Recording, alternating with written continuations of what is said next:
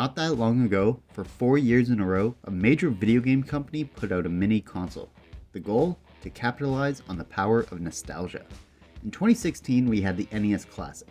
In 2017, the SNES Mini was released to the public. In late 2018, Sony released the PlayStation Classic just in time to cash in on the holidays, and finally, in 2019, the Sega Genesis Mini was brought to market.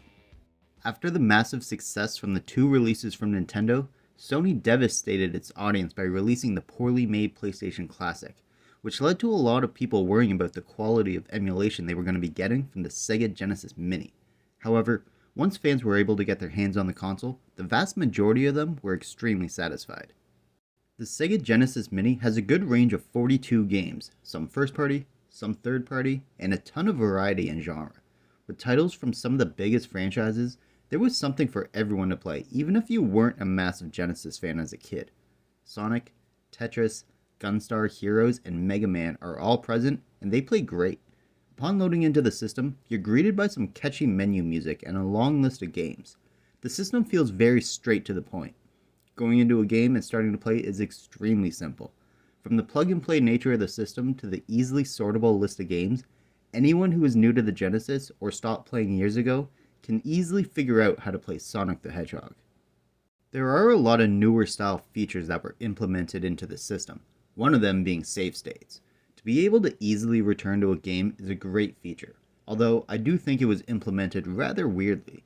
You have to load into the game, then load your save state. While back in 2016, Nintendo managed to allow players to pick up their save data from the main menu, and I think it's a much smoother way of loading into the games. Even though it's a little clunky the way it's implemented, it still works. I just think they could have made it a little bit smoother. The system also allows the player to sort the list of games by a number of different ways, so the player can easily find whatever game they're looking for.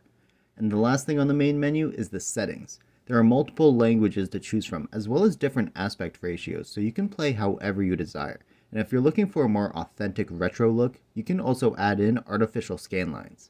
One interesting feature is that if you wish, you can add in a background wallpaper during gameplay. This is something I don't use very often, but I do appreciate that the feature is there. Once you've gone over everything in the menu and you start getting into the games, you'll be given a pretty good experience. The games look and sound great coming through the HDMI cable. Now, granted, I wasn't a Genesis kid growing up, and I did miss out on a lot of these games when I was younger, so if they sound a little off, I personally wouldn't know about it. But considering what I've been presented by the system, I have no issues with the visuals or the sounds as a whole. The emulation from the console seems to work incredibly well. I haven't noticed any major input lag or glitches of any kind. Both visual and audio glitches are something that I've never experienced with this system.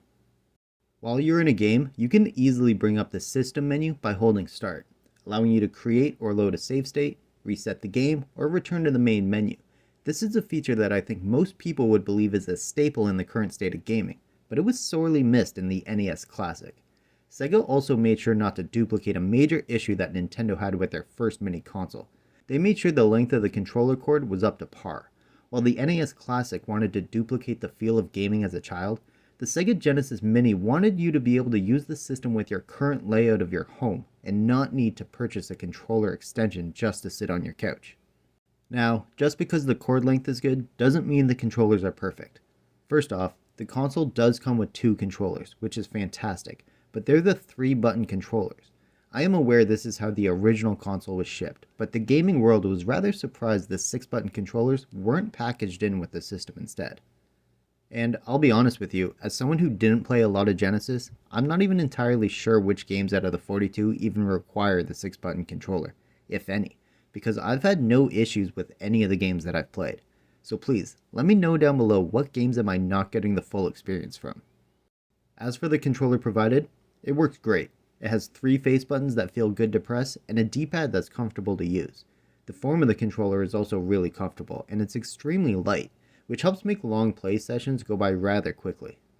As for the console itself, it's also extremely small and light. In fact, the controller provided is actually wider than the system itself. It has 2 spots for the controllers, the HDMI slot, and the spot for the power cord, as well as the power on switch and the reset button. Now, Sega did have a little fun with this system, as they did create a miniaturized version of the Tower of Power, but from what I know, it was only released in Japan. Honestly, using this system, I haven't found very many flaws. Everything that was provided to the consumer worked and felt great with little to no issue. But there is one major issue with keeping this system from being overwhelmingly sought after, and that's the ease of playing these games elsewhere.